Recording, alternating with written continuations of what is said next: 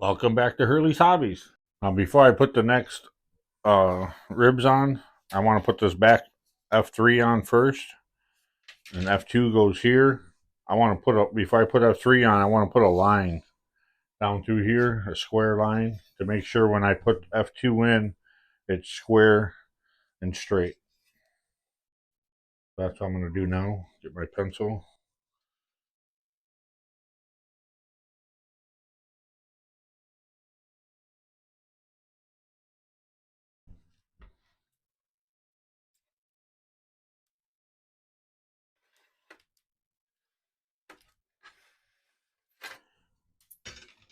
There's a square stock that that goes through here. I think it's 3/8, might be ½ inch.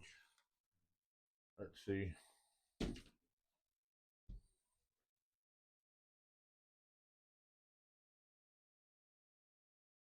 ½ inch, ½ inch square stock that goes through here, and it comes all the way out. And when these wing roots or go right here, it comes out and hits on the nose of this. So when I put these in, I can only put one on. Then I have to put that through. Then I can put the other one on. But I want to put this line, square line, on both sides. Let's check on both sides of it. Make sure it's straight. Oh yeah.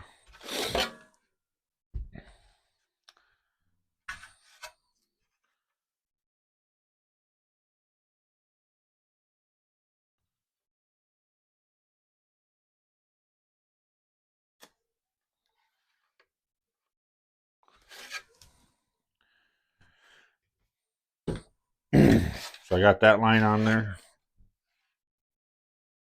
So now I want to put F3 on. I'll put F3 on. I got to slide it in. And F2 just slides up from the bottom. Just slides up over it. There's nothing that locks this in. The only thing locks it in is this. This will lock in on this rib on the second one right here. And A2 or F2 will lock in on this rib. So I want to put this on first.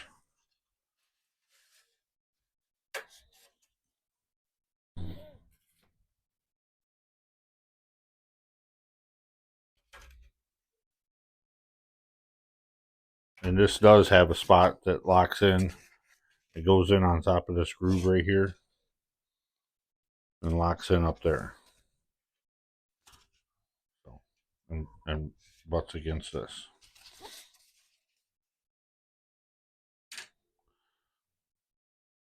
I'll get some more epoxy mixed up. I think this plane was made to be built in a jig, because if you notice, the firewall sticks atop of the box. The front firewall there, the round part, sticks above the motor mount box, but yet it's designed to be built on the plans. So you can't put this plane right down on the plans. You can hang the plans over the end of your table and maybe start with F2 rib on the plans and go from there. But I was afraid that it wouldn't be square because it's kind of hard. How are you going to mount and make sure the firebox doesn't move while you're building it on, on the plans? So my thinking is I'm going to use framing squares and square it up and level it over top of the plans for now. Get it so many ribs back, 3 or 4 or 5 ribs back on, with the 3/4 or 3/8 by 3/8 sticks, and then maybe 2 1/4 inch, quarter by quarter sticks coming back. And then once I get it so far back, I think I'm going to start building it on the plans and get it as far as I can, because at where the rudder mounts, there's an F12 and an F12B. Well, F12B is the same thing. It sticks above the the frame, so that's why I say I think this was made to be built in a factory or in a jig, and it was never really designed to be built by a home project maker. I, that's my opinion. You guys can look at it later on. If you've seen the plans, you'll be like, why does it do that? But it wasn't really. That's why I'm saying I don't think this was actually made. So I'm just doing things the way I think it needs to be done, so I can overcome that. Because I don't want to make a jig just to build this plane. Because I don't know if I'll never build another one. Maybe I will, but I'm gonna keep the plans. But if I really like it, maybe I will build another one. But why would I need two of them unless I wreck one? So that's where that's my thinking on this. Let me know what your thoughts are. And so I wanted to throw these plans on the screen. You can see you got F1, F1A, F2, F2A, all the way back. So this is where your build line is, all the way, and then you see it's actually F12A and F12, not F12 and F12B, like I said. But so F12A only comes up to the build line, and F12 goes all the way up. Well, these quarter by quarters are actually supposed to they come all the way back to the back of F12, not just F12A. So you can't just build it flat upside down on that line like you're supposed to, because even back here you got F9, F9A, and F9B, but you can't do it because I'm gonna build it all the way up to F12A, and then leave these quarters run past a little bit. But it's probably going to be really hard because the fuselage, if you look down here, narrows, and so I might have to trim some of these a little bit to get that F12 in there. And what I was getting at is you got the firewall sticking up above, so you can't just put F2 and hang your plans over the edge of your table and start at F2, because I like to make sure it's square off the firewall. So I plan on building back to like 5, maybe even 6, even though I said 4 or 5, but come back as far as I can, run this big thick 3/8 by 3/8 right here, and one of these quarter by quarters back, and just leave them go long and build it as far back as I can with a framing jig, and then turn around and hang the firewall over the table, and then line all these ones up on the plans, pin it down, and then I can finish building my way back. And then I'll get everything, get all my quarter by quarters in, and like I said, then I'll come back and I'll trim so I can get F12 in. Trim the quarter by quarters a little bit so I can slide the F12 in. That's the only way I could come up with building this plane, just because this one sticks above and this one, the firewall, sticks above. So that was my idea on it. That's what I'm going to go with. So I just wanted to put that out there. So I wanted to make sure I got all the epoxy off, especially on this outside right here. Because right through here, a 3/8 triangle goes on this, on that side. A2 has a triangle on both sides of it after it's mounted. You get a triangle on both sides. And then I'll show you all the triangles that go up in the front nose. There's 3/4 and 3/8 that go up there. And we'll be back when we get to back to the next one, because I actually want to put this one the same time as this. So I'm probably gonna have to dry fit it all, because I got to cut this 1/2 inch block that goes through here, and I'm pretty sure I bought it. I just got to find it. So once we get this done, we'll get to that. Okay, so I'm gonna get this dry fitted in here.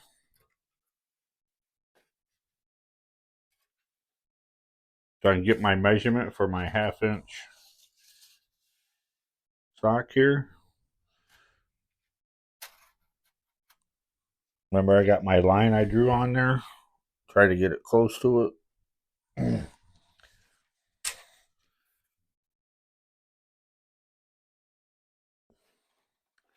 And then these will go on here. Hopefully. I might have to put some clamps on it to hold it. Well, it's staying.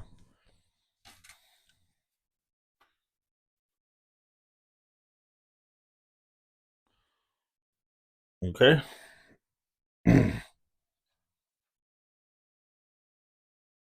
So that's the way it's going to get fitted together. So for now, I need to get that square piece in there. So actually, I can just measure off of that. I don't know why I didn't think of that earlier.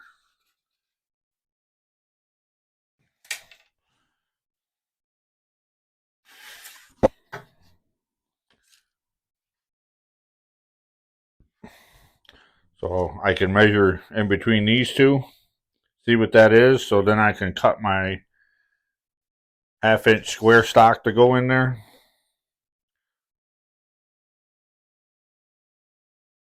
To fit in there.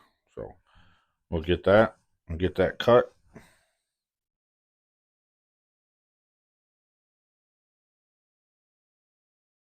I got that cut. Get this back over here.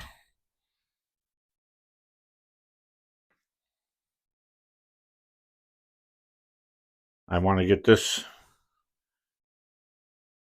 on here, get this glued.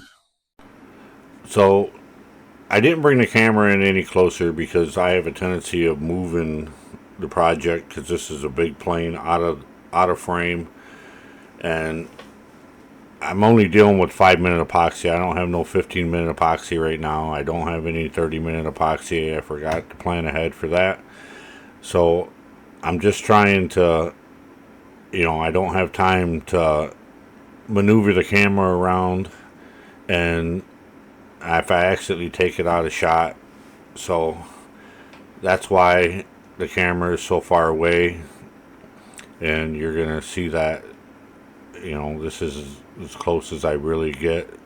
Later on, when I'm dealing with wood glue, I'll put the camera closer, but for now, this is all I have on hand, and the closest hobby store is like 35 minutes away one way, so I don't have time to go get it.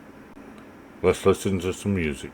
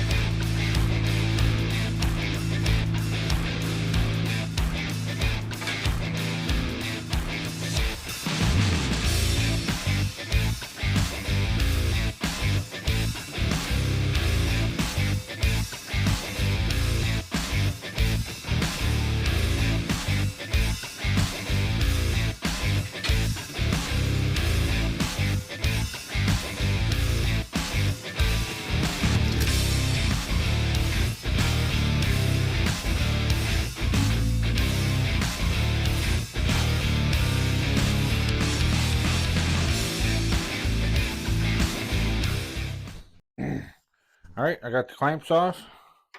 So I want to get this in there.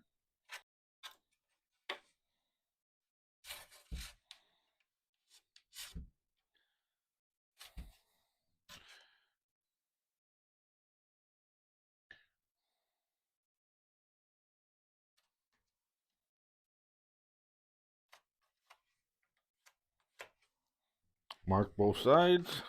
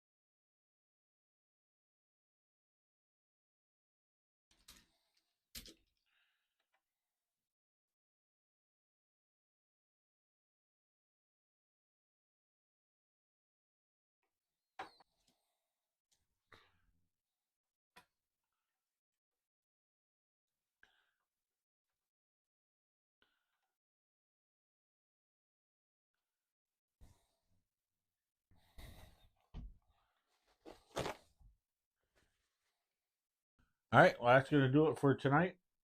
I'm going to end it there, and we'll see you on the next one. Keep it building.